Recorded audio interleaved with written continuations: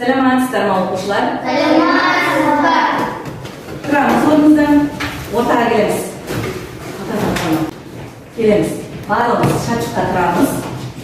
Яғни қайталаймыз.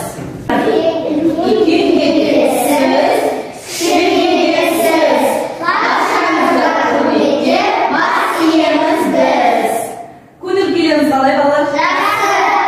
Енді балалар мына жерден келіңіз. Қазір біздер, яғни топқа бөлінеміз. Келіп тұрамыздар. Тұрамыздар. Бір-бірлеп ала қой. Қай тұсын айтсыздар бе? Қандай бе? Қай тұсын айт? Қандай бе? Қай тұсын айт? Өздеріңізге ұнаған түстеріңізді аласыздар. Ал артында санды көптіңіз бе? Қандай санда шықты? Енді қараңыз. Мына жерге бірінші топ, яғни жұп сандар отырады, екінші топқа тақ сандар отырады. Яғни қараңыздар. Енді балалар, келесі тәтті құлпынай әдісі арқылы, яғни өткен сабақты қайталаймыз. Ол үшін балалар, мына жерге келемізде бір-бірлеп құлпынайды аламыз. Артында өткен сабаққа байланысты, яғни сұрақтар жасырылып тұр. Келе қоямыз бір-бірлеп. Келе аламыз.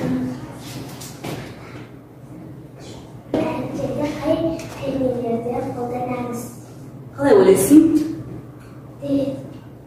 Дұрыс. Сосын бас спейсті. Шрифт пернесін қызмет қандай? Бас әріптің Яғни бас әріпті енгізу үшін қажет екенді. Тілді таңдау үшін қай пернелер қолданамыз? Shift, Alt, Shift, Ctrl. Shift, Alt, яғни Shift, Ctrl пайдаланамыз екен. Word мәтіндік редактор терезе элементтерін ата. Қандай? Тақырып жолы, Сосын? мәзір жолы, Сосын? құрал саймандар тақтасы, сызғыш. Дұрыс, өте дұрыс айтасың, Расыл. Келесі келе қойыңыздар. Ақырке. Word мәтіндік редакторы қалай іске қосамыз? Қалай іске қосамыз екен, Word'та? Іске қосу Сосын? барлық Программалар. Сосын? Яғни Microsoft Office. Сосын Word'ты ашамыз да? Жарайсың. Келесі. Келе отырса.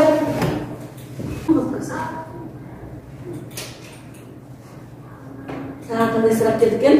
Редактор дегеніміз Яғни редактор дегеніміз не деп ойлайсың ал?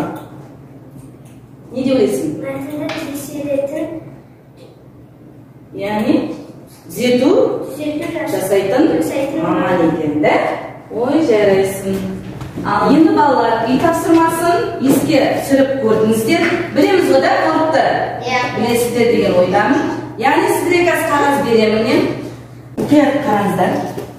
Мұқият қараңыздар. Астында әріпі тұр. Сол бойынша, яғни сөз шығарасыздар. Сөз шыққаннан кейін біздің бүгінгі сабағымыздың тақырыбымыз шығады. Мұқият қараңыздар. Үште қай әріп тұр?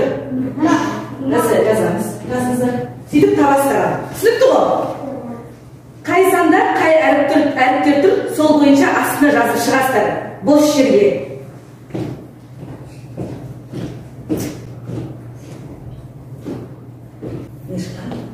Ал енді қандай сөз шықты?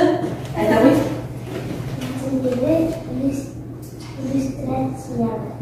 Енді осындай сөз шықты ма барлықтарыңыздар?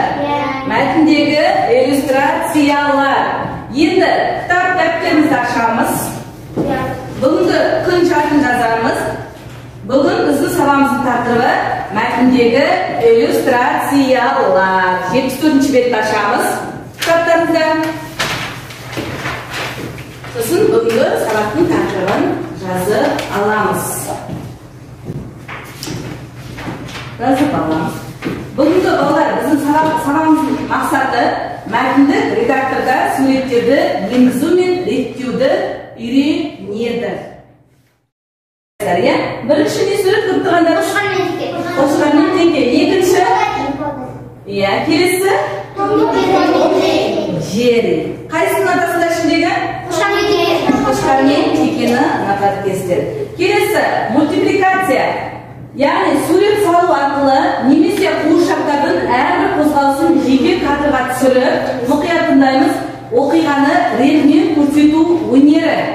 Алғаш суретке жан бітірген суретші, яғни белгиялық Платов 1838 жылы Қазақстандық мультипликация өнері қарлығаштың құйрығы неге айыр деген туындысынан бастау алған екен. Ол яғни 1967 жылы түсірілген. Иллюстрация мәтінмен бірге берілетін сурет, фотосурет және схема. Осыны дәптерімізге жазып аламыз.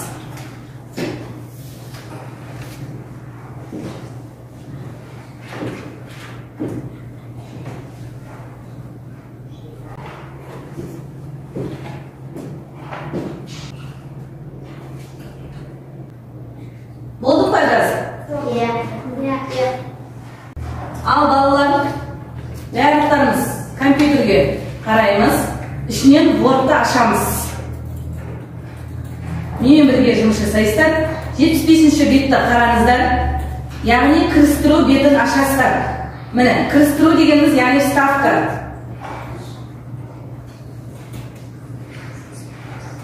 Иллюстрация яғни бөлімін пайдаланамыз. Ол үшін рисунки егіресіздер.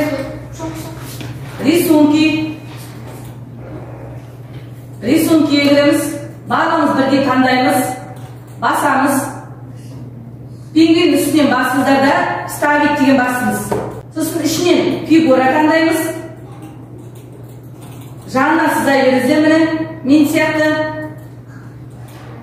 Аспаңыздар. Жасап жатсыздар ма? Шығып жатыр ма? Иә. Келесі қайтадан кірістіруге барамыз. Келесі смарт арт деген бар. Соның ішінен бар. Біреуін таңдап алып сызасыздар.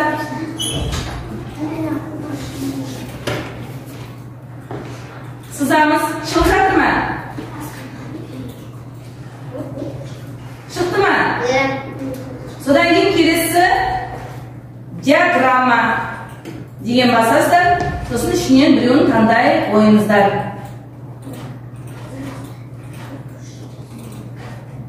Міне. Шықты ма осындай сіздерде? Шықты ма? Бірінші сурет. Шықты ма? Екінші фигура. Дұрыс. Содан кейін смарт артқа барасың. Смарт арт. Смарт арт. Соны ставить. Ставить дейміз. Міне бас. Ставить дейміз. Ставить дейміз. Жоқ, қатарында міне кетесің. Бірінші астынан кетесің деме. Ол кетесің. Міне бірінші басты ол. Басты olsun. Жарайсыздар балдар. Келесі оқушылар практикалық жұмыс. Компьютермен жұмыс жасаймыз. Сіздерге сурет беремін. Сол сурет бойынша кірістіру арқылы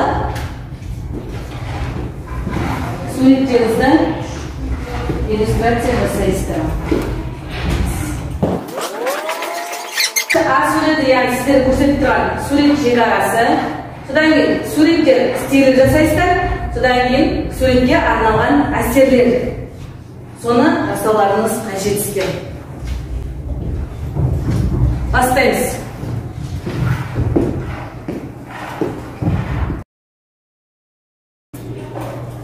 Ал балалар, орындар жатырмыз ба? Орындар болдық па? Ой, жарайсыңдар. Жарайсыз. Алмазбек, жақсы орындаған үшін практикалық жұмысты. Каусар, жақсы орындаған үшін.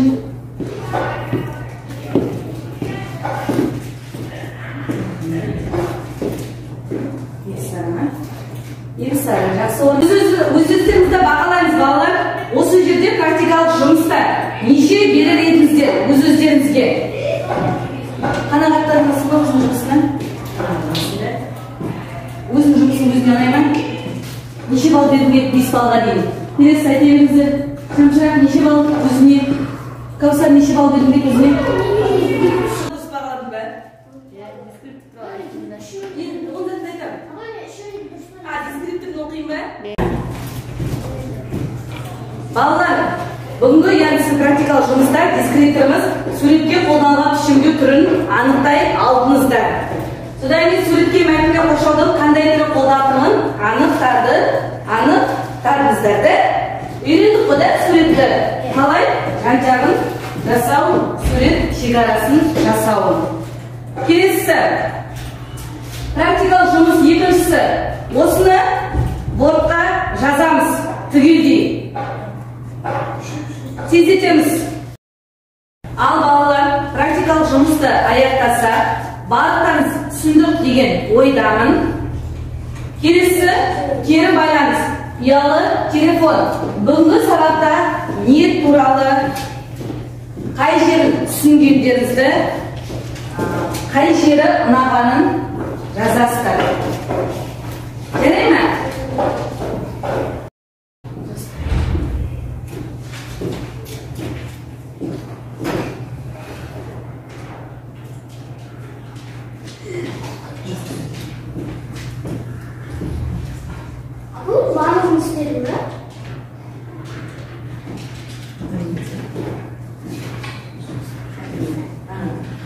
Gülnisa бүгінгі сабақ өте ұнады дейді. Өте жарайсың. Сурет салып үйрендім дейді. Жарайсыз. Келесісі.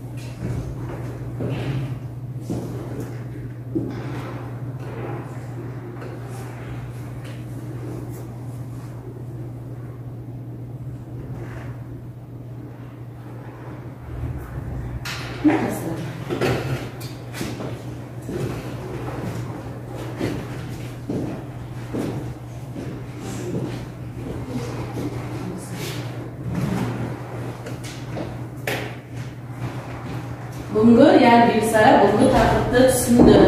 Маған қатты ұнады сабақ. Жарайсың. Тағы да тездетеміз балалар.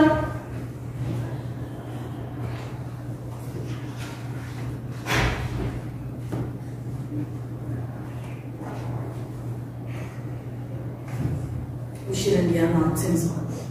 Тек жабыстырып атқандарын тақпындатыңыз керек солай балалардың. Тездетеші, балдар тек жабыстыра бердіші болды. Апар жабыстыра бердіші, все, керек емес арғай. Жабыстыра бердіші түгелдей тез, біраз болдышы. Каусар тездетші. Осы жерін алайын. Тен алғарсың. Жарайсың. Телебай алмаз бет тездет, Каусар тездете бағыз. Жарайсыз.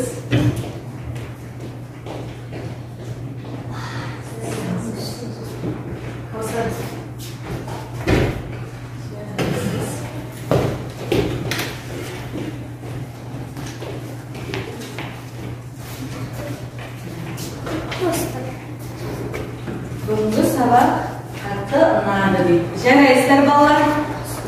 Барлықтарыңыз сабаққа жақсы атсалысыздар. Көп рахмет сіздерге. Егер тапсырма 74-75, яғни мәтіндегі иллюстрацияны оқып келу, редактор туралы 5 сұрақтан тұратын тест құрып келу. Балалар, бүгінгі сабаққа қатысқандар үшін сіздерге көп рахмет. Сау болыңыздар.